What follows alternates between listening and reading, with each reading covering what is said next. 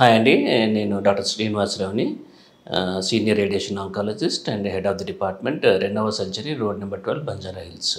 Radiation ఇవ్వడం మూలాన ఎడమవైపు బ్రెస్ట్ క్యాన్సర్ ఉన్న పేషెంట్స్కి గుండెకి ఏదైనా ప్రమాదం జరిగే అవకాశం ఉందా అని సర్వసాధారణంగా నా క్లినిక్లో వచ్చి అడుగుతారు పేషెంట్స్. ఎడమవైపు బ్రెస్ట్ క్యాన్సర్ ఉన్న పేషెంట్స్కి మనము వేరే రకంగా ట్రీట్మెంట్ చేయాల్సి వస్తుంది రేడియేషన్ ద్వారా.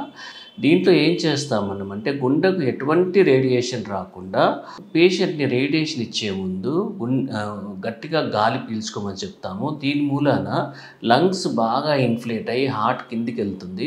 సో రేడియేషన్ అన్నది హార్ట్కి వెళ్ళకుండా మనం స్పేర్ చేయవచ్చు. ఈ టెక్నిక్ని మనం DIBH అంటాము, అంటే deep inspiration breath holding technique అంటాము.